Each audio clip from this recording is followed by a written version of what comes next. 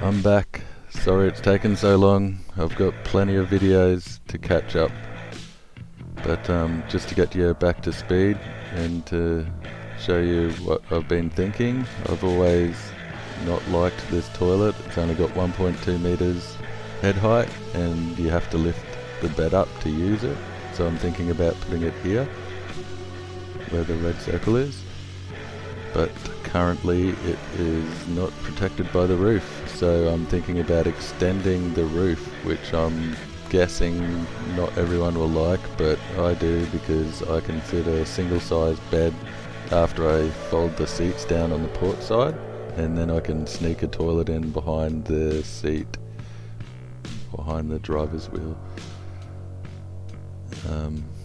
I didn't always have that thought. I was going to put the toilet in front of the steering wheel, which probably would have been stupid, so I am not going to do that, but I ended up taking the floor out and giving it a shot anyway. And yeah, there's heaps of black stuff everywhere. It's like old fuel dried up and moisture and yuckiness. But anyway, the inside the stringers look pretty average as well. As you know, I ripped the floor out because it had delaminated.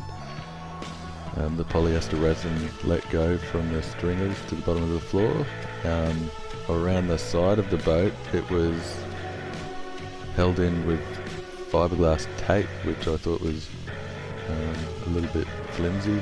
But anyway, this is where the new video starts, I guess, where the old one left off.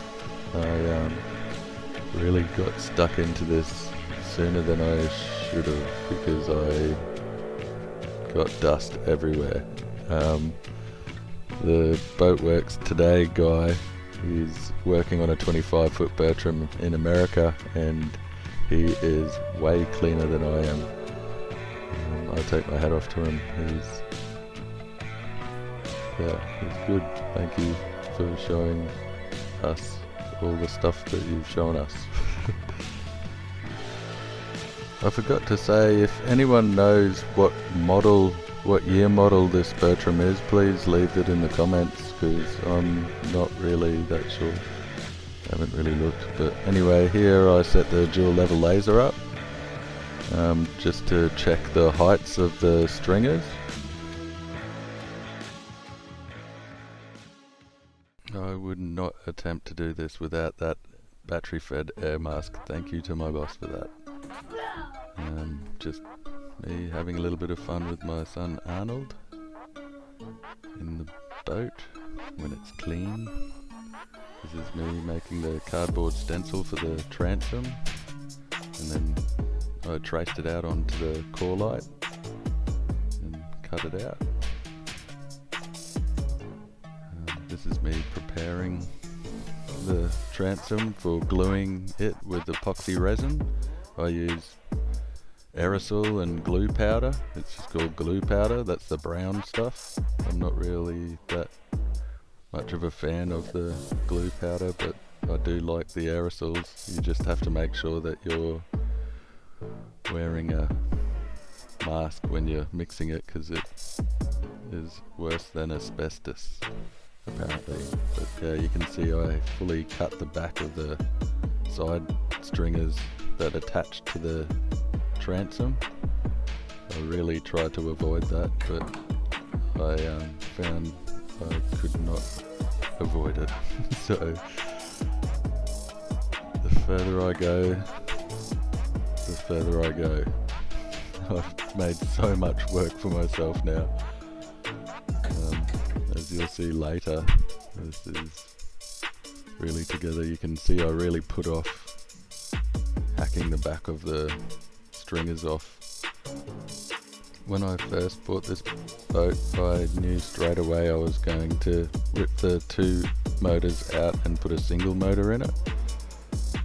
So that's why I'm replacing the transom, because the wood was actually quite good when we chiseled it out. Here I'm fiberglassing the back of the transom in with epoxy resin. It's heaps harder to wet mat out with epoxy resin than polyester, but we did. Around this stage we stumbled upon this motor. It's a 4.2 litre turbo diesel Mercruiser with a Bravo 2 leg. If anyone has any information on this motor, I would really appreciate it. I ended up buying it because it was at a good price. This video is the one the guy sent me when I contacted him about it. He's a real friendly guy. But I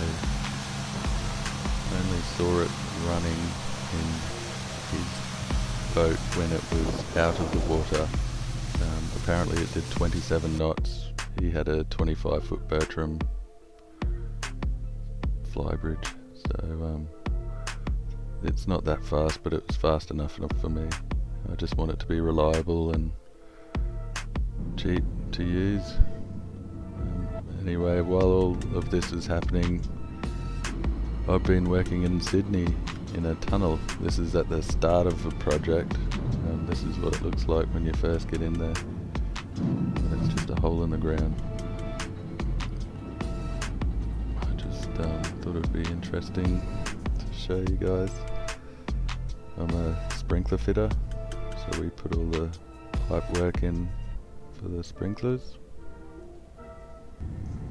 I did lots of flying. I was flying back every second weekend. You can see all the pipes that needed to go in. That wasn't all of it, there's a lot more. But after a million of these holes, we got it up. I'll just show you some of these videos.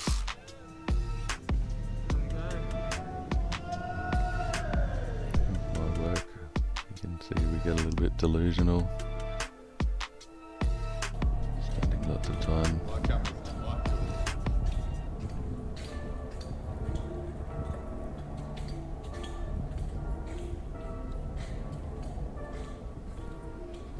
Fucking hell. Have you got the Shogun for this? This is at the end of night shift. Little high, little low. Tweedle dee, tweedle doo. Little dumb, little do. Dougie Mitch, Dougie Dougie Mitch, Dougie Mitch, Dougie Dougie Mitch. Come on. Just like, Just tokens. no. What? It's like stuff the thread. So tokens is stuff the thread up?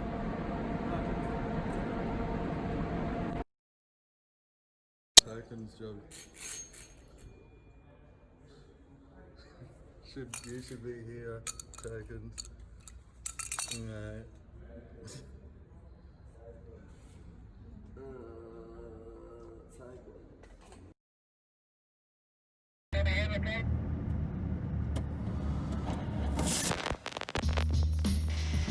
Okay, sorry about that. So I'm back on the boat. This is me making the stencil for the Bravo 2 leg.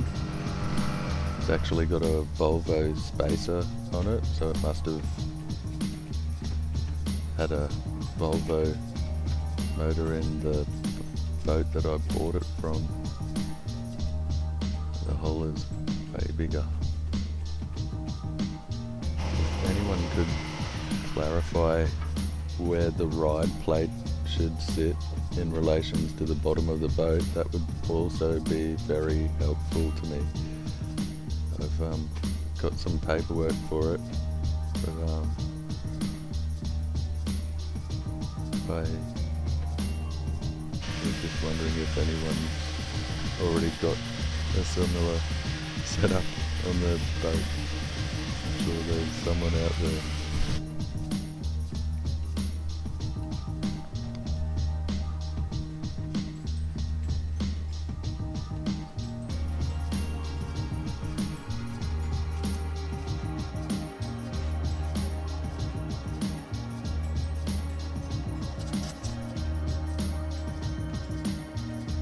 another question I have is, how does that linkage, how do you get that into that section of the leg?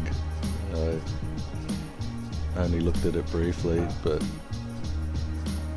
if someone could put another YouTube video on how to do it, that would be awesome. On that exact leg, preferably.